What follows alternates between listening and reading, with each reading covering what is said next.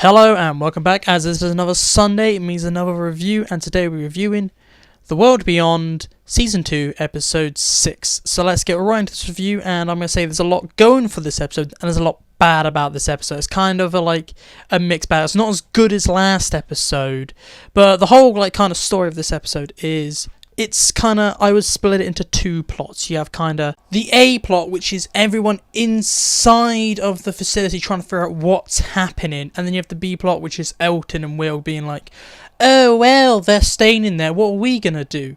So let's talk about the A plot first. And the people who shine out in the A plot mostly is Leo, Huck, and Felix. I really like the dynamic they have between Huck and Felix, and those characters being merged together quite a lot again.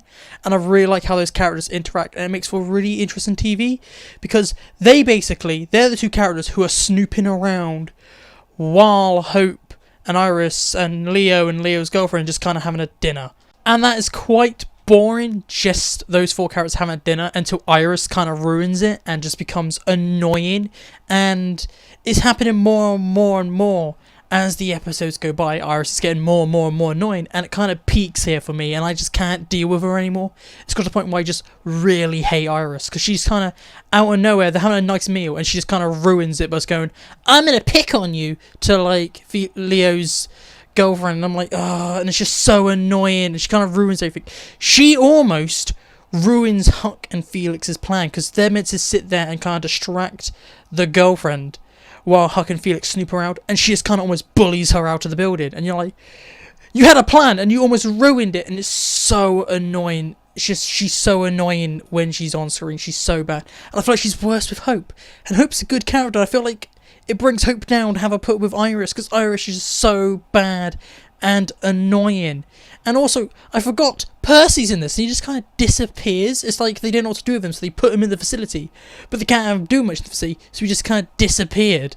This plot, though, even though we have the really bad kind of A.5 plot with the dinner and how Iris basically ruins everything, we learn a lot about the CRM through Huck and Felix, and I really like how much we learn. We learn that they've been doing some chemical warfare, and they learn chemical weapons, and it's just really, really cool what they learn. We learn so much about the small parts of what they're really trying to do at this facility, the CRM, and it's so cool that we're learning more about the CRM like this. I just find it so cool, and it's so much fun to see that. It's just a shame it gets dragged down by a stupid, melodramatic EastEnders style of storytelling we're getting with all the other parts of this episode.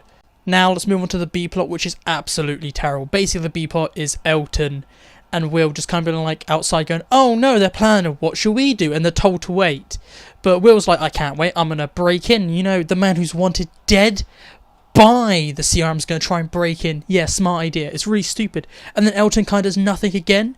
And there's not much to talk about here. It's kind of a small role, but every time it goes back to the B plot, it kind of, I feel like, kills the pacing a little and kills the story a little, kills the tension we get from the actual main story with Huck and Felix. It gets killed by this B plot, which is Elton kind of just walking around doing nothing, and I feel like Elton should have died because he's done nothing this season, and he's done nothing in the past couple of episodes. He does nothing now. He just maybe adds a little to the, oh, let's give Elton maybe a little love interest.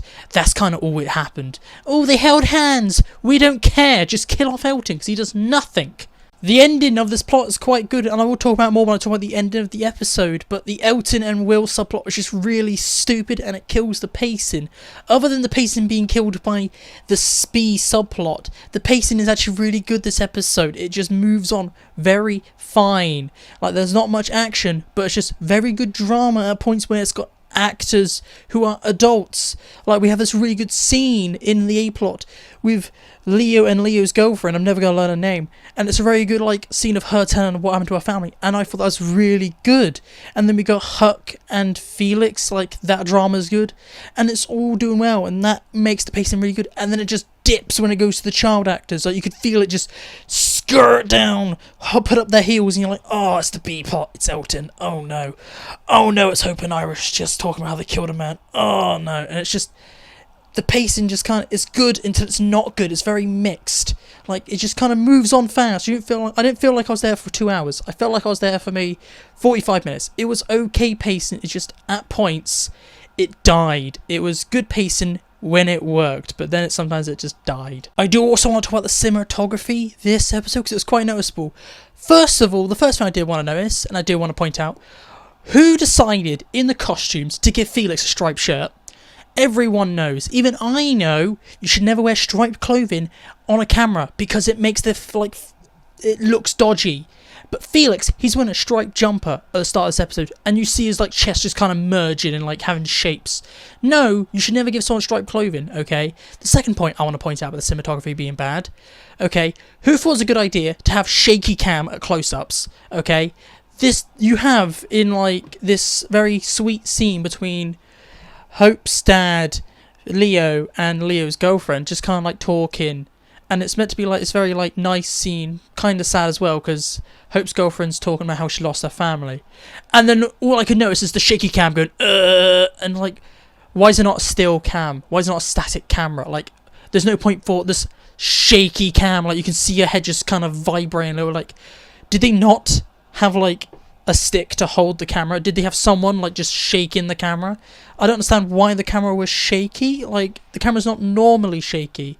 It's just I don't understand what happened behind the scenes for those two mistakes to happen, and it kind of really annoyed me when I was watching it. Now, I do want to talk about Jadis, because I thought she'd be more in this episode, because episode 5, the post-credit scenes teased her, and really, she just kind of bookended this episode. She was a bit at the start, one scene at the start, and then kind of had a cool scene at the end, and that was it, and I was quite disappointed that we didn't get much Jadis this episode. I feel like we should have got more Jadis. This is meant to be her first major episode, and what does she do? Oh, hey, Huck, call me by my first name, Jadis. And that was the first scene. Her last scene, it was quite a good scene. She told her how, she communicated to Huck, and she talked to Huck about how she got here, and we got a Rick reference as well, and she said that, I got here for a prize, and called Rick a valuable asset, which is quite cool. So we're getting more Rick drops, and Jadis was pretty good at giving us a Rick drop. Now I do want to talk about the endings, because the endings of each episode is getting better and better and better, and this ending was amazing. I'm being serious. The ending for this episode was just max shocking. I actually gasped when this ending happened. I was like, I want to see more. It was just, they're really good at getting these endings. And this is an amazing ending. I don't know what else to say other than this was a great ending.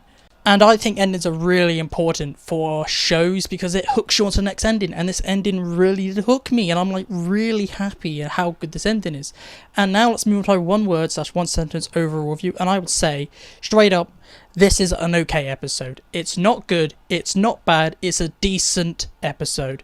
It has okay pacing, some of it's good, some of it's really bad, it's just decent. But what do you think? Tell me what you think down below. Did you like the episode, did you not? I would recommend watching it actually. I would recommend watching parts of this episode. But please tell me what you think. And if you want more, look on the screen. I guarantee you'll find something else. Look on the screen somewhere, you'll find something else. So goodbye, peace out, and I'll talk to you tomorrow.